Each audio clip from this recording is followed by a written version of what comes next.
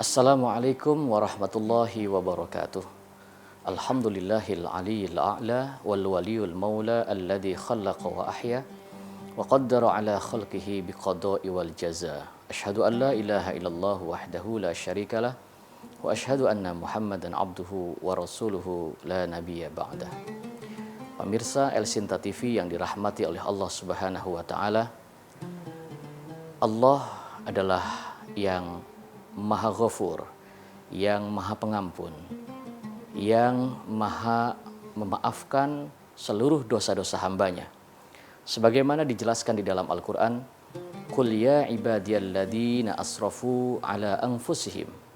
Wahai hamba-hambaku yang melampaui batas, wahai hamba-hambaku yang berlaku maksiat, wahai hamba-hambaku yang berbuat dosa, la taqnatu min rahmatillah. Janganlah kalian putus asa daripada rahmat Allah. Innallaha yaghfirud dzunuba jami'a. Allah akan mengampuni seluruh dosa-dosanya. Allah akan mengampuni seluruh dosa-dosa hambanya yang kembali dan bertobat, bermohon ampun kepada Allah Subhanahu wa taala. Pemirsa El Sinta TV yang dirahmati oleh Allah Subhanahu wa taala.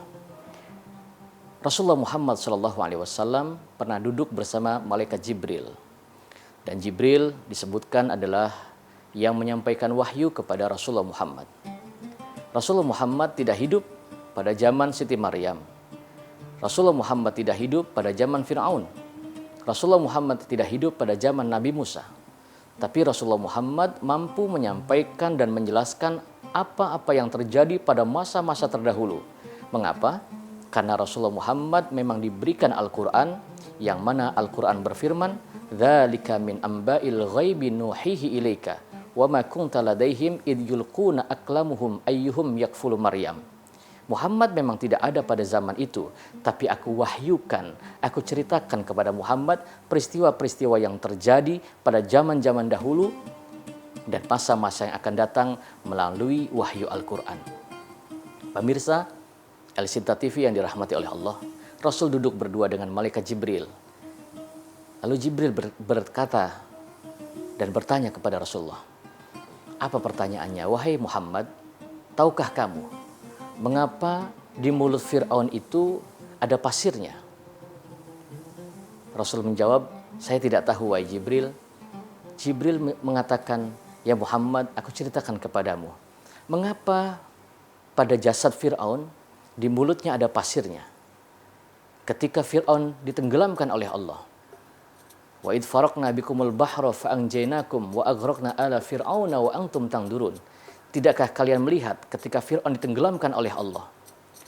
Lalu Fir'aun sesungguhnya berkata, aku beriman kepada Tuhannya Musa dan Tuhannya Harun. Aku percaya kepada Tuhannya Musa dan Tuhannya Harun.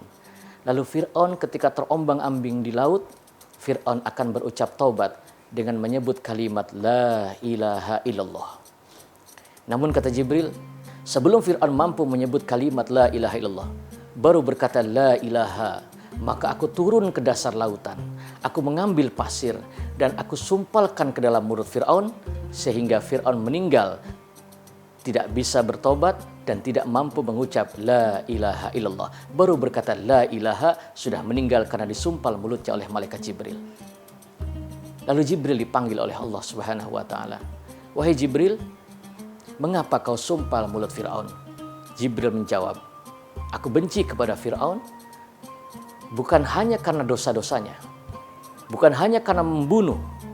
Fir'aun itu pemirsa dikatakan wa idna jainakum min ali fir'aun yasumunakum su'al adzabi yudabbihuna abna'akum wa yastahyuna nisa'akum. Fir'aun itu membunuh bayi-bayi laki-laki. Jika Fir'aun itu membunuh, bukan disembelih, tetapi diangkat setinggi-tingginya, lalu Fir'aun membanting bayi itu hingga hancur dan mati seketika. Tapi yang aku benci daripada Fir'aun, kata Jibril, adalah ketika Fir'aun berkata, wa ana rabbukumul a'la. Aku adalah Tuhan yang harus kalian sembah. Allah berfirman, wahai Jibril, seandainya engkau tidak menyumpal mulut Fir'aun dengan pasir, dan Fir'aun mampu berucap taubat dengan mengucapkan kalimat La ilaha illallah, maka niscaya dosa-dosa Fir'aun akan aku ampuni. dan taubat Fir'aun akan aku terima. Wa bi'izzati wa bijalali. Demi kemuliaanku dan keagunganku, wahai Jibril, seandainya engkau tidak menyumpal mulut Fir'aun dengan pasir, maka niscaya dosa-dosa dan taubat Fir'aun akan aku terima, kata Allah Subhanahu wa ta'ala. Sekelas Fir'aun saja, jikalau dia mampu bertobat, bermohon ampun kepada Allah Subhanahu wa ta'ala, maka niscaya dosanya diampuni, taubatnya diterima oleh Allah Subhanahu wa ta'ala. Apalagi kita sebagai umat Rasulullah Muhammad, umat yang seberapa besar pun dosa-dosanya, masih dipanggil oleh Allah dengan ya ibadiyalladzina asrafu ala anfusihim. Tidak ada di antara kita yang tidak punya dosa. Tidak ada di antara kita yang tidak punya salah. Karena kita memang diciptakan oleh Allah, diberikan syahwat dan nafsu. Tidak ada manusia yang gak punya dosa, kecuali mereka para nabi dan rasul yang sudah dijaga oleh Allah dengan sebutan sifat maksum. Mereka terhindar daripada dosa dan mereka tidak akan pernah berbuat dosa kepada Allah Subhanahu wa ta'ala. Pemirsa El-Sinta TV yang dirahmati oleh Allah Subhanahu wa ta'ala, maka kita yang banyak dosa, jangan pernah berputus asa daripada rahmat Allah Subhanahu wa ta'ala. Jangan kita pernah berputus asa daripada bermohon ampun kepada Allah Subhanahu wa ta'ala. Innallaha yaghfirud dzunuba jami'a. Sesungguhnya Allah Maha mengampuni seluruh dosa-dosa yang pernah kita lakukan. Pemirsa El-Sinta TV yang dirahmati oleh Allah, kita akan kembali setelah pariwara berikut ini.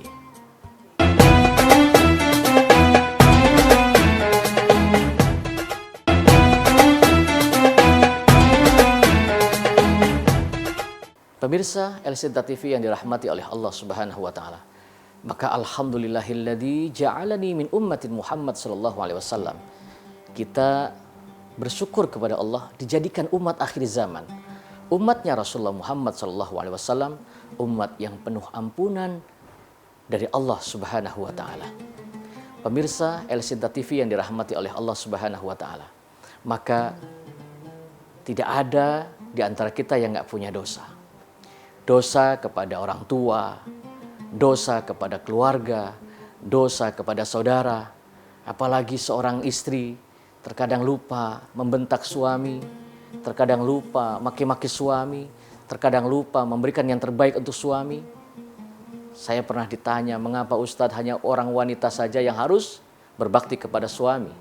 Tidak boleh melawan kepada suami, tidak boleh ngomong kasar kepada suami. Karena sesungguhnya suami itu bukan hanya menanggung dan memberikan nafkah lahir dan nafkah batin kepada istri, tapi dosa-dosa istrinya itu ditanggung oleh suaminya. Maka karena dosa-dosa istri itu ditanggung oleh suami, maka kewajiban seorang istri wajib berbakti taat kepada suami, karena hanya dengan itulah seorang wanita bisa menggapai surganya Allah Subhanahu wa ta'ala. Seberapa hebat pun ibadahnya seorang istri, seberapa hebat puasanya, tapi jikalau dia tidak taat terhadap perintah suami, maka niscaya dia tidak akan mendapatkan surga dari Allah Subhanahu wa ta'ala. Digambarkan, apakah ada istri-istri yang melawan kepada suami, bahkan durhaka? Allah sudah memberikan contoh di dalam Al-Quran. Maka Al-Quran itu adalah ibrah untuk kita sebagai muslim, karena di dalam Al-Quran itu ada 1000 ayat kisah. Kisah Ashabul Kahfi, kisah kaum Ad, kisah kaum Thamud. Ada lagi kisah Ashab Ros, kisah Fir'aun, kisah-kisah orang-orang yang soleh. Ada 1000 ayat kisah dan 1000 ayat amar, ayat perintah. Ada 1000 ayat larangan, ada 1000 ayat janji, ada 1000 ayat nahi, ayat larangan, ada 1000 ayat perintah, ada 1000 ayat amsal, ayat kisah, dan ada 500 ayat hukum, dan ada 100 ayat doa yang diajarkan oleh Allah di dalam Al-Quran. Jumlah doa-doa di dalam Al-Quran jumlahnya 100, dan ada 66 ayat nasih dan mansuh. Pemirsa El-Sinta TV yang dirahmati oleh Allah Subhanahu wa ta'ala, maka Al-Quran sudah memberikan wanti-wanti. Ada seorang wanita, mohon maaf, yang bukan istrinya orang sembarangan. Dikatakan oleh Allah, "Dzaraballahu mathalan lil ladzina kafaru imra'atan Nuhi wa imra'atan Lut. Kanata tahta 'abdaini min ibadina shalihin." Perumpamaan contoh wanita yang melawan kepada suami, yang durhaka kepada suami, itu dikatakan oleh Allah di dalam Al-Quran bagaikan istrinya Nabi Nuh dan istrinya Nabi Lut. kanata tahta abdaini min ibadina sholihain. Padahal kedua istri Nabi ini berada dalam pengawasan hamba-hamba Allah yang soleh. Istrinya Nabi Nuh, Nabi Nuhnya soleh, gagal ngurus istrinya. Nabi Lutnya soleh, gagal ngurus istrinya.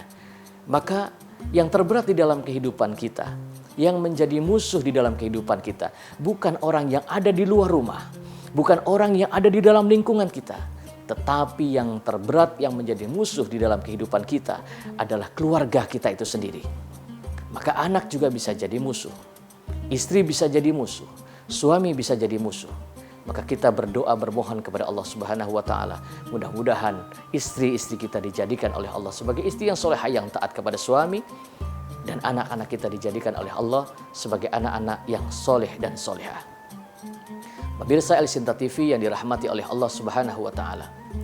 Maka dosa-dosa yang pernah kita lakukan tidak ada yang tidak diampuni oleh Allah Subhanahu wa taala. Maka kalau kita merasa banyak dosa, merasa banyak salah, baik kepada manusia ataupun kepada Allah, di tengah malam kita bangun minta taubat kepada Allah Subhanahu wa taala. Jikalau kita belum bisa berbuat baik, tapi kita bertobat bermohon kepada Allah, minta ampun kepada Allah. Dan jangan lupa doakan kepada anak-anak kita agar dijadikan oleh Allah sebagai anak-anak yang soleh dan solehah. Karena anak-anak yang soleh mampu mengangkat harkat derajat orang tuanya. Orang tuanya yang seharusnya masuk neraka, orang tuanya yang seharusnya dimasukkan ke dalam neraka jahanam. Tapi kalau orang tuanya ini mampu mendidik anaknya menjadi anak yang soleh, maka orang tuanya pun akan diangkat oleh Allah, dimasukkan ke dalam surga berkat doa daripada anak-anak yang soleh. Pemirsa El Sinta TV yang dirahmati oleh Allah, ada satu hikayat pada zaman Nabi Musa alaihissalam. Saya pernah berkunjung ke kuburan Nabi Musa di wilayah Tel Aviv. Di sana disebut dengan Jericho. Nabi Musa adalah disebut dengan Kalimullah, atau Nabi yang bisa berkalam-kalam dengan Allah. Satu ketika Nabi Musa berjalan menuruti perintah Allah untuk berjumpa dengan Nabi Khidir alaihissalam bersama sahabatnya Nabi Yusha bin Nun. Di tengah jalan, Nabi Musa alaihissalam melewati sebuah kuburan. Dari kuburan itu Nabi Musa mendengar ada suara orang yang sedang diadab oleh Allah, sedang disiksa oleh Allah di dalam kuburan. Sehingga Nabi Musa berkata, aku tidak peduli dengan orang ini. Melanjutkan perjalanannya. Sudah 4 tahun Nabi Musa akan kembali dengan melewati jalan yang sama dan melewati kuburan yang sama. Begitu lewat kuburan yang sama, Nabi Musa berhenti. Mengapa? Karena Nabi Musa tidak lagi mendengar suara orang yang sedang diadab dan disiksa di dalam kuburan itu. Sehingga Nabi Musa bertanya kepada sahabatnya Yusha, ya Musa, 4 tahun yang lalu kita lewat jalan ini, betul. Kita mendengar dari dalam kuburan ini ada suara orang yang sedang disiksa di dalam kuburan, betul ya Musa. Tapi mengapa sekarang tiada? Nabi Musa minta kepada Allah Subhanahu wa taala, ya Allah ya Rabb, aku minta kepadamu agar kuburan ini dibuka, agar aku bisa mengetahui apa yang terjadi di dalam kuburan ini. Sebab 4 tahun yang lalu aku mendengar sedang disiksa di dalam kuburan, menangis di dalam kuburan. Tapi mengapa sekarang tiada lagi suara tangisan dan suara jeritan dari dalam kuburan ini? Doa Nabi Musa dikabulkan oleh Allah Subhanahu wa taala sehingga kuburan itu dibuka oleh Allah Subhanahu wa taala. Pemirsa El Sinta TV yang dirahmati oleh Allah, kita akan kembali setelah beberapa yang lewat ini.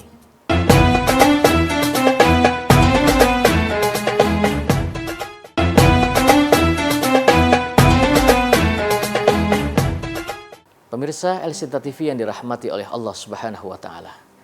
Doa Nabi Musa dikabulkan oleh Allah. Padahal Nabi Musa ini seorang yang dikatakan Kalimullah. Kalimullah itu orang yang seorang nabi yang bisa ngobrol sama Allah. Maaf, sampai saking manjanya Nabi Musa kepada Allah, sampai ketika Nabi Musa sakit gigi, itu minta obatnya kepada Allah. Ya Allah, aku sakit gigi. Apa nih obatnya? Allah menunjukkan kepada Nabi Musa. Saya pernah datang ke sana, ke wilayah Jordan berbatasan dengan Syria. Ada rumput-rumput yang tumbuh, yang itu digunakan oleh Nabi Musa atas perintah Allah, petunjuk Allah untuk mengobati sakit giginya. Pemirsa El Sinta TV yang dirahmati oleh Allah Subhanahu wa taala. Begitu kuburannya dibuka, ternyata orang yang ada di dalam kuburan itu sedang duduk dan kuburannya terbuka luas. Banyak cahaya terang. Sehingga Nabi Musa terheran dan bertanya kepada orang yang ada di dalam kuburan itu. Wahai orang yang ada di dalam kuburan. Kubur itu disebut juga dengan alam barzah. Alam barzah itu adalah alam penantian atau juga disebut dengan alam barzah itu alam penjelmaan seluruh amal-amal kita. Alam barzah ini alam penantian sebelum kiamat datang. Maka orang yang ada di dalam kuburan, kalau kita berdoa untuk orang tua kita, pasti disampaikan oleh Allah Subhanahu wa Ta'ala karena mereka menunggu dan menantikan doa-doa kita.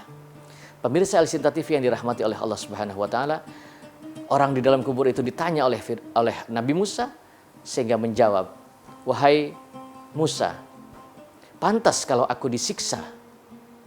Karena kata Nabi Musa, aku melihat engkau 4 tahun yang lalu diadab, disiksa di dalam kuburan ini. Mengapa sekarang tidak?" Orang yang ada di dalam kuburan itu menjawab sambil menangis, "Pantas ya Nabi Musa. Kalau saya disiksa oleh Allah, kalau saya diadab oleh Allah di dalam kuburan ini, pantas ya Nabi Musa. Karena ketika saya hidup, kerjaan saya hanya nabung dosa dan maksiat ya Nabi Musa. Ibadah tidak. Cinta kepada ulama tidak. Membaca Al-Quran tidak pernah. Kerjaan saya hanya nabung dosa dan maksiat. Tapi untungnya ya Nabi Musa, ketika aku meninggal dunia, aku meninggalkan seorang istri yang sedang hamil tua. Kebetulan ya Nabi Musa, istri saya ini wanita yang solehah. Karena biasa di dalam kehidupan kita, kalau suaminya belangsak, biasanya istrinya solehah. Kalau istrinya solehah, suaminya belangsak. Bahkan ada seorang wanita yang menjadi musuhnya suaminya sendiri. Itu namanya Asiyah. Asiyah itu wanita bahkan sampai dibunuh oleh suami sendiri, yaitu Fir'aun. Tapi di dalam doanya dia berdoa, "Rabbibni li indaka baitan fil jannah." Boleh jadi aku menjadi istri Fir'aun ya Tuhan, tapi bangunkanlah untukku istana di surga. Pemirsa Al-Sinta TV yang dirahmati oleh Allah Subhanahu wa Ta'ala, istriku seorang wanita yang soleh karena bergaul dengan orang-orang yang soleh. Pergaulan ini menentukan akhlak kita. Pergaulan ini menentukan hidup kita. Maka di dalam kubur nanti kita akan ditanya, "Waman ikhwanuka?" Siapa kawanmu? Karena kawan mampu mempengaruhi kawannya. Karena kawan punya peran penting di dalam kehidupan kita. Kawan akan mendoakan kawannya yang baik. Tapi kalau kita berkawan dengan orang yang tidak baik, maka sebaik apapun kita pasti akan terbawa jelek kalau kawan-kawan kita berkawan dengan orang-orang yang tidak baik. Istriku wanita yang soleha, lama-lama hamil besar, lalu melahirkan seorang anak. Untungnya ya Nabi Musa, istri saya ini pinter. Anak yang kecil dikendong dengan kalimat Ya Rabbi bil Mustafa, dibacakan solawat, dibacakan kalimat thayyibah. Tambah besar anak saya dididik dengan membaca Al-Quran, membaca juz amma. Dan yang mampu mendidik anak-anaknya bukan ayahnya. Sekali lagi yang saya katakan, yang mampu mendidik anak-anak kita menjadi hebat atau tidak, itu bukan ayahnya. Karena ayah itu ibaratnya bibit. Dan ibu itu, istri kita itu adalah ibarat cetakan. Sehebat apapun bibitnya, kalau cetakannya nggak bagus, maka niscaya hasilnya pun tidak akan bagus. Anak saya tambah besar dimasukkan ke dalam pondok pesantren. Anak saya tambah besar dikenalkan kepada Allah. Anak saya lulus dari pondok pesantren ya Nabi Musa, menjadi anak yang soleh. Anak yang soleh pemirsa adalah anak yang selalu ingat akan jasa perjuangan orang tuanya. Anak yang soleh adalah anak yang selalu ingat akan jasa-jasa orang tuanya. Tidak pernah melalaikan dan melupakan perjuangan orang tuanya.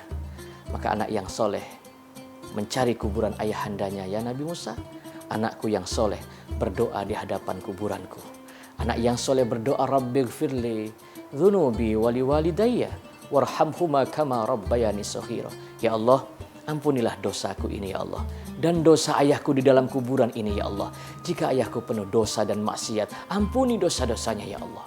Jika ayahku banyak berbuat salah ya Allah, tutupi kesalahannya ya Allah. Warhamhuma kama rabbayani shaghira, serta kasihanilah ayahandaku di dalam kuburan ini ya Allah, sebagaimana mereka mengasihani kami ketika kami kecil.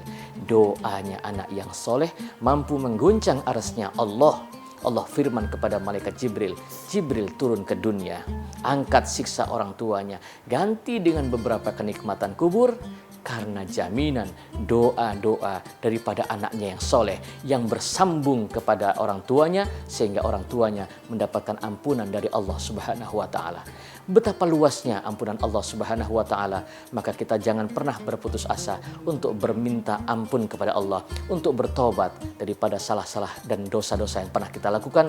Niscaya seluruh dosa-dosa yang pernah kita lakukan akan dimaafkan dan diampuni oleh Allah Subhanahu wa Ta'ala. Rabbana taqabbal minna innaka antas samiul alim wa tub alaina innaka antat tawwabur rahim. Terima kasih. Assalamualaikum warahmatullahi wabarakatuh.